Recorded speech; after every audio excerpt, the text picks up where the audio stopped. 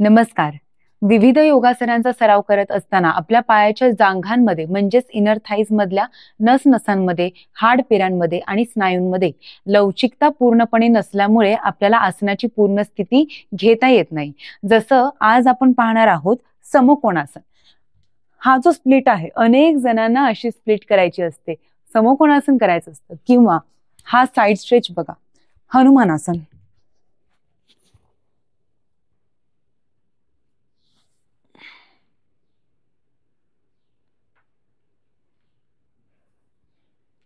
तर असे स्प्लिट्स पूर्णपणे करण्यासाठी आपण आपले पाय कसे लवचिक करू शकतो हे आज पाहणार आहोत.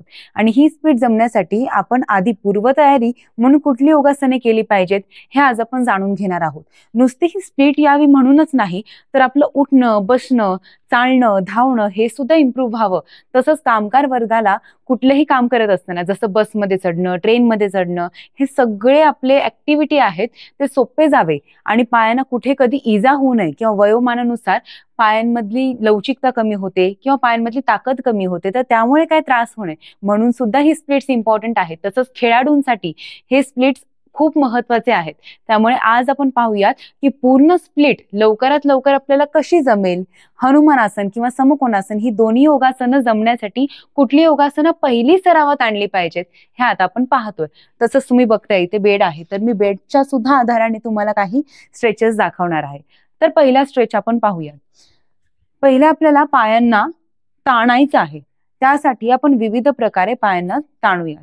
हा फर्स्ट स्ट्रेच, ज्यामध्ये मागचा पाय मी पूर्ण सरळ केलेला आहे आणि हात समोर ठेवलेले, अजिबात वजन पुढच्या पायावरती हाताने टाकलेलं नाहीये.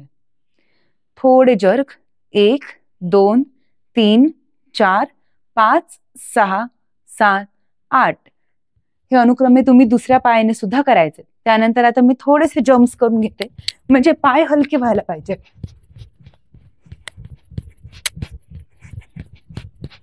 बस.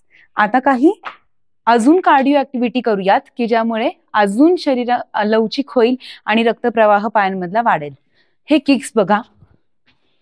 एकदा उजवा पाय, एकदा डावा पाय, उजवा डावा, असे जवळजवळ तुम्ही 2 सेट सुरुवातीला करा.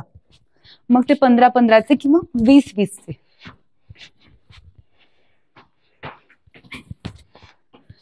बस. आता पुढे स्कॉटिंग. 1 2 3 4 5. होल्ड करूया.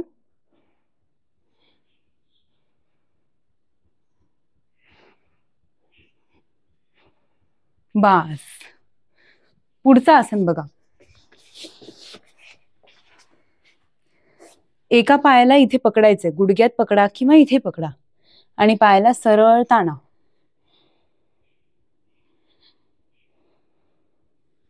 हा स्ट्रेच सराव करत करत वाढवा आणि इथपर्यंत आणा. लक्षात घ्या, तुमचा पाय इथपर्यंत जरी गेला पण तुमचा पाय असा वाकलेला असेल तर तुम्हाला योग्य तो ताण पायाला मिळणार नाहीये. त्यामुळे पाय सरळच हवा, मग तो इथे असो, इथे असो किंवा तुमचा पाय असा एवढा मागे गेलेला असो.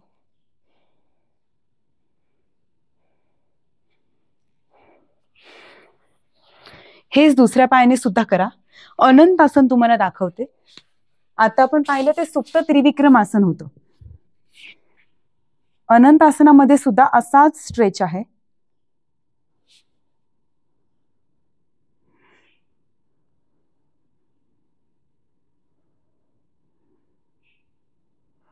असं दोन्ही पायांनी तुम्ही हा स्ट्रेच करा.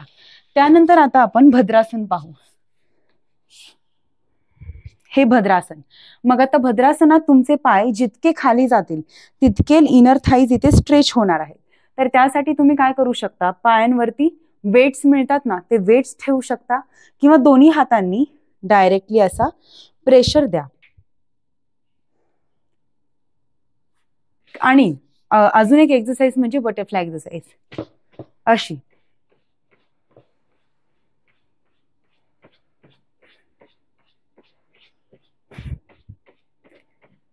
बस. आता पुढचा स्ट्रेच सांगते. योग दंडासनातला हा ताण आहे. म्हणजे पायाला आपण थोडंसं वाकड्या दिशेने असं वळवतोय. का? कारण अशा दिशेने आपण पाय वळवत नाही, पायाला व्यायाम घडत नाही. तर सगळ्या बाजूने व्यायाम घडायला पाहिजे पाय लवचिक करण्यासाठी. नीट पहा, एक पाय मी असा वाकवलेला आहे, दुसऱ्या पायाला असं जवळ घेते. 1 2 असे पहिले पाय हलवून घ्यायचा आणि त्यानंतर होल्ड करूया, असा होल्ड करूया. इथे खूप चांगला ताण येतो. तुम्ही करून बघाल तेव्हा तुमच्या लक्षात येईल. खूप बरं पण वाटतं आणि एका बाजूने ताण सुरू असतो आतमध्ये. आणि लवचिकता वाढते ना तेव्हा आपल्याला पूर्ण आसनं करता येतात. जसं आता मी तुम्हाला ही जी पोझिशन दाखवली, तिची अंतिम स्थिती ही आहे.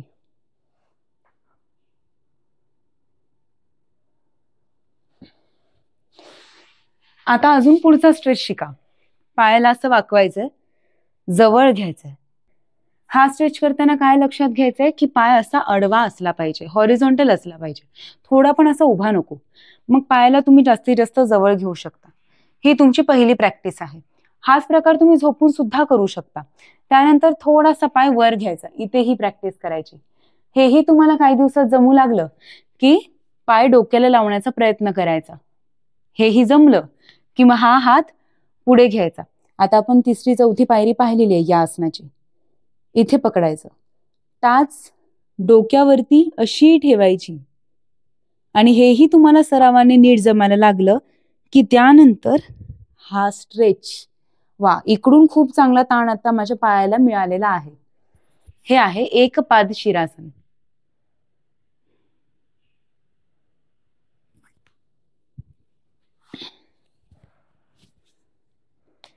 आता पुढचा स्ट्रेच नीट पहा.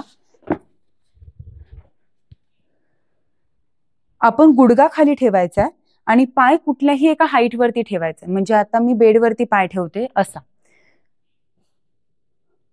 असं खाली वाकायचं. म्हणजे गुडघ्याच्या खाली हामस्ट्रिंग मसलला खूप चांगला ताण मिळेल.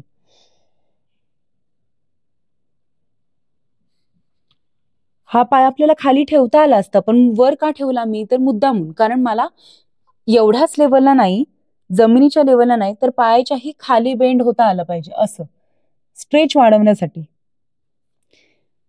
आणि आता अजून एक स्ट्रेच यामध्येच सांगते. पाय पुढे सरकवा. हे बघा, आता मागे मला जागा नाहीये पाय एकदम स्ट्रेच करायला, म्हणून मी जास्त हा पाय पुढे घेतलाय. अदरवाईज यामध्ये आणखीन लेवल्स येतात, मी तुम्हाला तिथून करून दाखवेन. ही एक लेवल बघून घ्या की ज्यामध्ये मांडीपासून पाय पुढे बेडवरती आहे आणि मागचा पाय अगदी सरळ आहे. सध्या इथे ताण आहे मला, पाठीमागे इकडे ताण आहे, मागचा पाय चांगला ताणला गेलाय.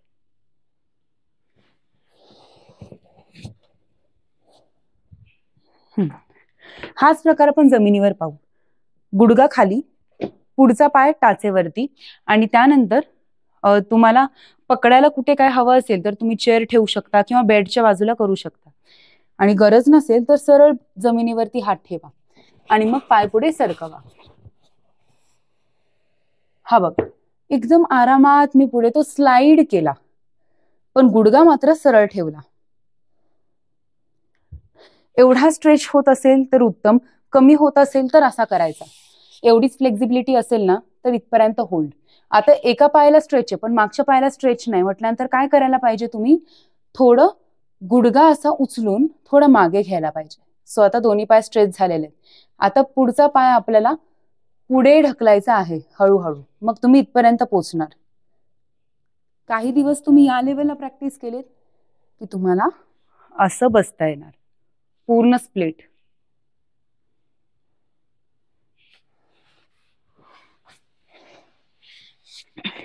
खूप चांगल्या प्रकारे आपण पायांना ताणलेलं आहे.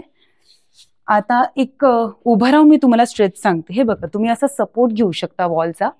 गुडघा सरळ ठेवायचा, पायाला इकडे पकडायचं, पाठ ताठ ठेवायचे आणि पाय हळूहळू सरळ करण्याचा प्रयत्न करायचा. आता मी रेग्युलरली स्ट्रेचिंग प्रॅक्टिस करते म्हणून मला पटापट तुम्हाला दाखवता येत आहे, पण तुम्ही करताना धडपडू नका, कारण प्रॅक्टिस नसते तेव्हा बॅलन्स करणं कठीण जातं. म्हणून मी तुम्हाला इथे वॉलचा सपोर्ट घ्यायला सांगितला. इथे पकडा, पहिले अंगठ्याला पकडा. अंगठ्याला पकडून एवढा स्ट्रेच जमतोय का बघा. ठीक आहे, सध्या मी कंबर पण बाहेर काढले म्हणजे तो पाय खाली राहील. मग जरा कंबर आतमध्ये घ्या, म्हणजे सरळ आणा पायाला, जरा वर. हेही जमलं की अजून वर, हेही जमलं की मग तुम्ही टाचेला पकडू शकता आणि मग पाय सरळ वर घेऊ शकता.